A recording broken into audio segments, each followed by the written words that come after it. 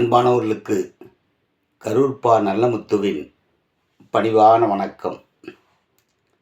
ஒரு இல்லறத்தின் மகிழ்வுக்கும் வளமான வாழ்க்கைக்கும்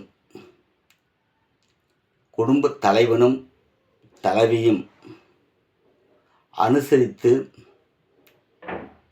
ஒருவருக்கொருவர் ஆலோசித்து வாழும் முறையே ஒரு இல்லறத்தை சிறப்பான செம்மையான நிலைக்கு கொண்டு செல்லும். நீ என்ன சொல்வது, நான் என்ன கேட்பது என்ற போக்குகள் குடும்ப வீழ்ச்சிக்கு வழிவகுக்கும்.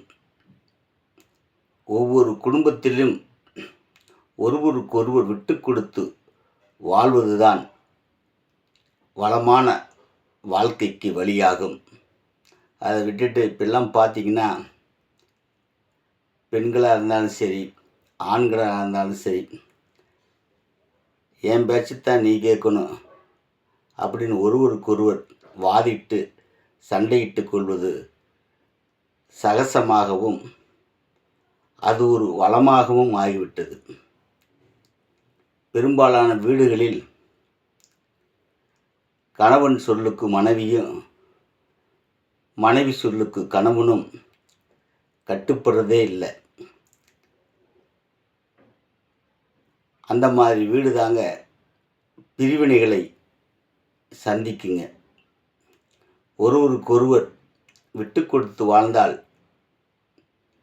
வாழ்க்கை சிறப்பாகவும் செம்மையாகவும் இருக்குங்கிறத அவங்க புரிஞ்சுக்கணும்.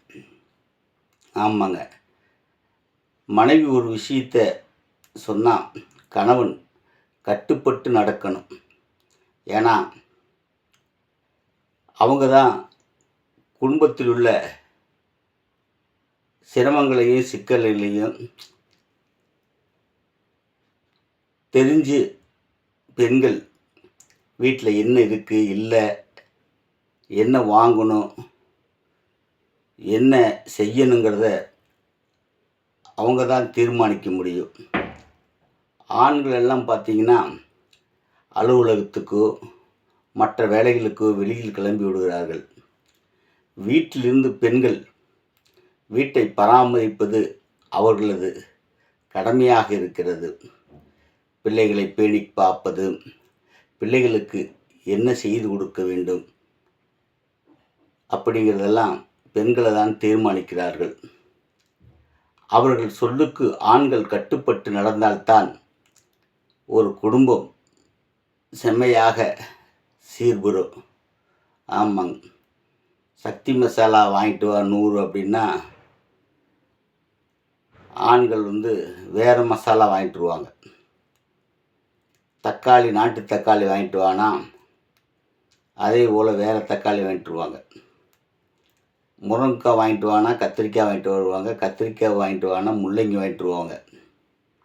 இந்த மாதிரி விஷயங்கள் குடும்பத்தில் சிக்கலை உருவாக்கும்.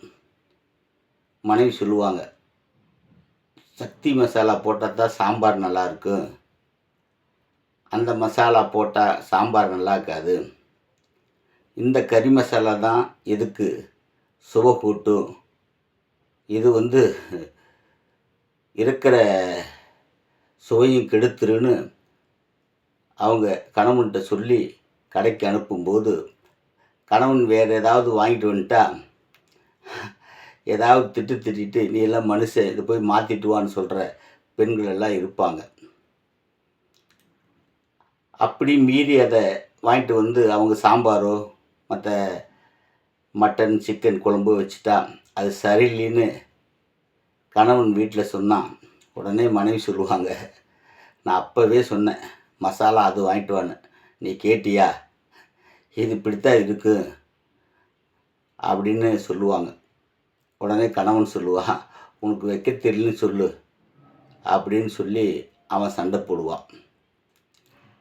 இந்த மாதிரிலாம் குடும்பத்தில் சண்டை வரும், சச்சரவுகள் இப்படித்தான் உருவாகும். ஏன் நீ குழம்பு நல்லா இருக்குது, நீ சொன்ன மசாலா இப்படி தானே வாங்கிட்டு வந்த, ஏன் சரியில்லைன்னு கேட்டால் உடனே பெண்கள் சொல்லுவாங்க, உனக்கு நீ கழட்டுற கழட்டுக்கு ஆமாம் கால்னா சம்பாரிச்சிட்டு உனக்கு நாக்கு ருசி தெரியுடா அப்படின்னு சொல்லிட்டு கணவன்கிட்ட சண்டையிடுவாங்க. இந்தட்டம் போனாலும் சிக்கல் வரும், அந்தட்டம் போனாலும் சிக்கல் வரும். அதனால் குடும்ப பெண்கள் எல்லாம் ஒளிகள் மாதிரி அப்படின்னு நம்ம ஆண்கள் நினச்சிக்கணும். ஆண்கள் எல்லாம் நாமெல்லாம் ஒரு பாறாங்கல்லுன்னு நம்ம புரிஞ்சுக்கணும். சில சமயங்கள் அப்படியெல்லாம் யோசித்து நடந்தால்தான் நம்ம வாழ்வியலில் பல்வேறு இலக்குகளையும் சந்தோஷங்களையும் நிம்மதியும் அடைய முடியும்.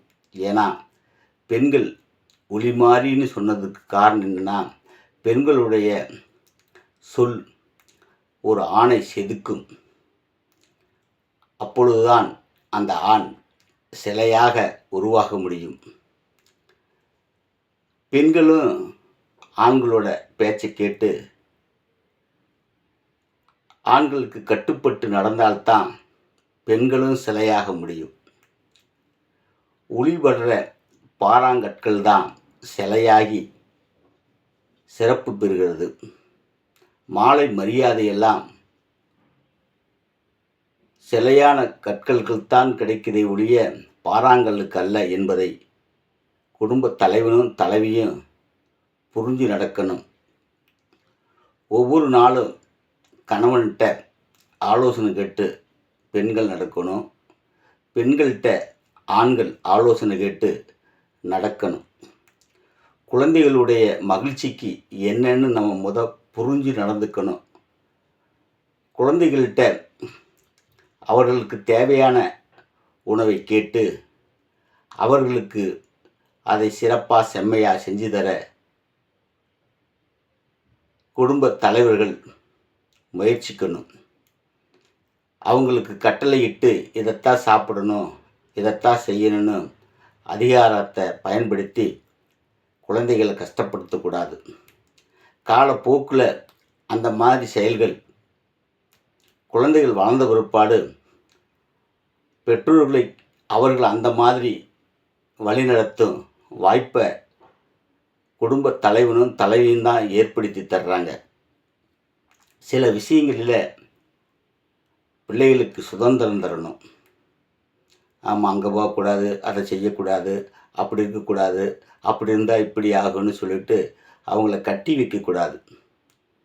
அந்த மாதிரி கட்டி வைக்கிற பழக்கம்தான் நாளடைவில் அவங்க எதையுமே சுதந்திரமாக யோசிக்க முடியாத ஒரு நிர்பந்தத்துக்கு தள்ளப்படுவாங்க.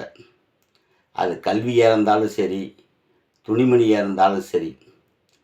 18 வயசு பூர்த்தி ஆகிட்டா எப்படி ஒரு மனிதன் தனக்கான தேவைகளையும் தனக்கான முடிவுகளையும் எடுக்க தகுதி உள்ளவன் ஆகிறானோ, அது மாதிரி ஒவ்வொருவரும் சுதந்திரமாக செயல்படுவதற்கு அவர்கள் வயது ஒரு எப்படி உபயோகப்படுதோ அதே போல்தான் சுதந்திரமான ஒரு நிலை ஒவ்வொரு மனிதனையும் பல்வேறு கோணங்களில் சிந்திக்க வைத்து சிறப்படைய வைக்கும்.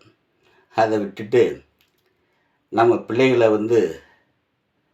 சில விஷயங்களை கட்டி வைக்கக்கூடாது, சுதந்திரமாக விட்டுடணும். இல்லைன்னா அவங்க பெரியவங்க ஆனோடனே, அப்பா நீ செய்கிறது சரியில்லை, அங்கே உட்காரு, இங்கே உட்காரு, அம்மாவே அப்படித்தான் அதட்டி பார்ப்பாங்க. நம்ம என்ன செய்கிறோமோ அதை பிற்காலத்தில் பிள்ளைக செய்ய ஆரம்பிச்சிடும். அதனால் பிள்ளைகளுக்கு சுதந்திரம் கொடுங்க. அவங்களோட உரிமைகளுக்கும் கனவுகளுக்கும் கற்பனைகளுக்கும் வாய்ப்பு கொடுங்க. அப்பொழுதுதான் அவங்களுக்கான ஒரு இலக்கை அடைய முடியும். ஆம் பெற்றோர்களே, குடும்பத்தில் கணவன் மனைவி சிந்தித்து சிறப்பாய் செயல்படுங்கள். நாளைய தலைமுறை நல்லவைகளாகவே இருக்கும். ஆம் சொந்தங்களே, இந்த மாதிரி நல்ல விஷயங்களை தெரிந்து கொள்ள தொடர்ந்து விண்ணொலி சேனலை பாருங்கள், சப்ஸ்கிரைப் செய்து கொள்ளுங்கள், லைக் பண்ணுங்கள், ஷேர் பண்ணுங்கள், தொடர்ந்து கமெண்ட் பாக்ஸில் பதிவிடுங்க. நன்றி.